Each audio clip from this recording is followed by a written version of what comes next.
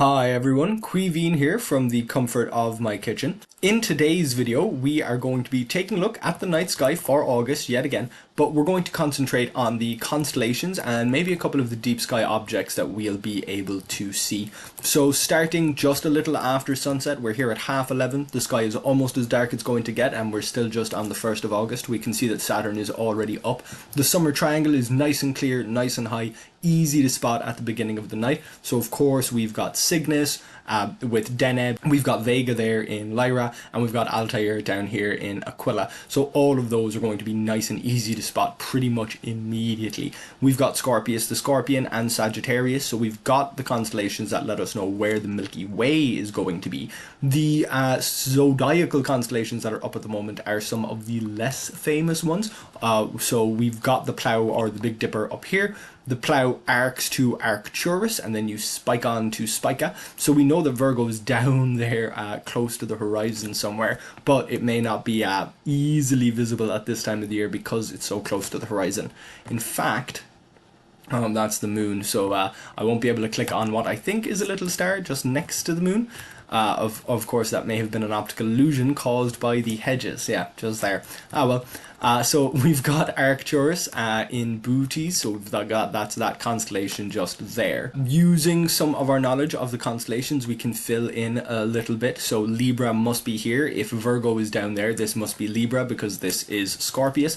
We've also got the curve of the snake serpent, so Ophiuchus or Ophiuchus must be this region up here. The other zodiacal constellations, Capricornus and Aquarius, they're difficult to see from here in the city, but we are getting some famous constellations along the back of the Milky Way. So we have Cassiopeia there, we've got the square of Pegasus up before midnight, and we've got the constellation of Andromeda. The Andromeda galaxy must be up around here, and then Perseus just a little bit lower on that curve of the Milky Way. We've got the same constellations as always back in the north. We can see that the Plough is coming under the North Star as we move through the evening and towards morning time. So we're here just a little bit after midnight, and we can see the Plough is down in the northwest with Cassiopeia up in the northeast, almost level with the North Star, but a little bit higher. From the city, of course, we're not going to get the best view, so we will move into the countryside very soon. Before that, we'll move forward to morning time. I've spoken about the morning time in August a little bit already because we've got some nice conjunctions and occultations coming up, but I will discuss those a little bit more once we're a little further into August when they're actually happening. For example, that conjunction of Venus and Jupiter there on the 12th. I'll talk about those a little bit more when we get closer to those dates. We can see the pentagonal shape of Auriga there with the bright star Capella. We can see Capella there being listed as the goat star. So Auriga is the goat herd, the goat herder. So that is one of Auriga's goats. We know that the planets must be along the zodiacal constellations, and there's Aldebaran and the Pleiades, but we're not seeing much of the Hyades because we're coming close to morning time. Gemini then just a little bit further ahead over here we can see Pollux and Castor. This little pair of stars up here, this is Aries. It must be coming after Taurus. Coming through here we would be in Pisces. So Pisces is this group of stars here, but again from the city we're not seeing quite as much. We can see the square of Pegasus is up nice and high. The fin of Perseus is much more distinct, but as always we're going to get a better view from the countryside, so that is where we will go. So here we are out in the countryside. Of course many more stars are being named, which does make some of the constellations a little bit easier to find, but we don't really need too much for now. Oh, here is Orion. So it was tough to recognize Orion with only Betelgeuse and Bellatrix above the horizon, Betelgeuse really being the only one visible from the city and extincted by the atmosphere. But here we've got those curve of stars that make the lion skin that Orion is holding, so that's going to be visible there early in the morning.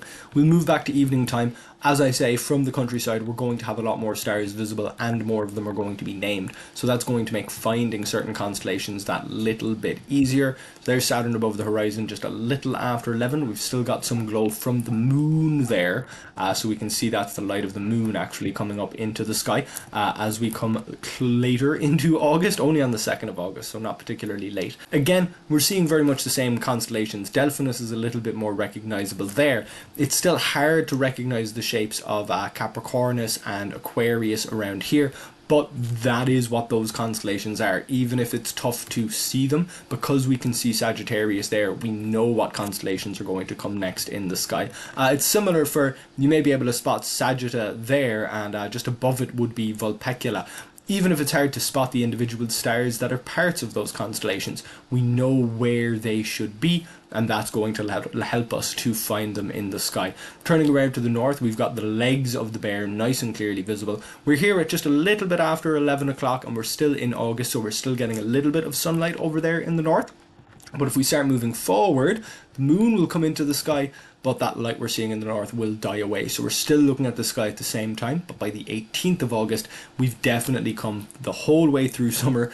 We've gotten past that portion of the year where we still have light from the sun during the middle of the night here in Ireland, so it is getting that little bit easier to observe things. We've got Corona Borealis up over there. It's got that recognizable arc shape, that curve in the sky, so we can see that just kind of away from the plough, moving through the tail of the plough and out the other side, not following the arc to Arcturus, but going kind of straight across. We're still seeing, again, we've got the Little Dipper there, Ursa Minor in the sky. All of the same constellations are visible. But just to finish it off, we'll bring up the constellations, and that brings out some of the constellations that are tough to see. Of course, Scutum there, we don't really see that many recognizable stars for it, and the shape isn't very distinct. We can see that kind of triangle shape there in Capricornus, but Aquarius does look a little bit of a mess. It's tough to see exactly what Aquarius is supposed to be in the sky. We've got our square of Pegasus, we've got Andromeda, Triangulum just underneath the Andromeda constellation, and the Triangulum Galaxy, of course, just a little lower in the sky than the Andromeda Galaxy. So they're all in the same part of the sky as well.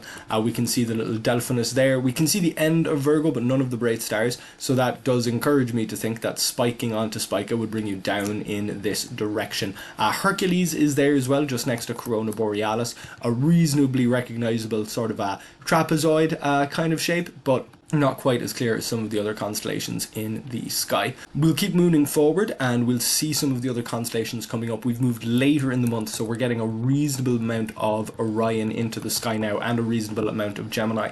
So here we are looking at the morning sky. We can see that many of these constellations have stayed with us. Saturn's been with us all night, so certainly everything kind of above this line over in this direction here has been with us since the sunrise, so they're not going to change. It's just this portion of the sky where new things have come into the sky, and of course outside of the circumpolar region there. So it's really just Gemini, Auriga, more of Perseus, Taurus, Aries, Orion, Uranus here. These are the ones that have come into the sky. And you may remember from the last video, you may recognize some of the names. If we bring up the meteor showers and come back a little bit closer to the beginning of August, we can see the Perseids are indeed there in Perseus. We can see that the Eta Arachnids are pretty much in Uranus, even though it looks like they're in the picture of Cetus. If we bring up the borders, in fact they are. The radiant is after crossing the line, but we'll say they're the Arachnids anyway.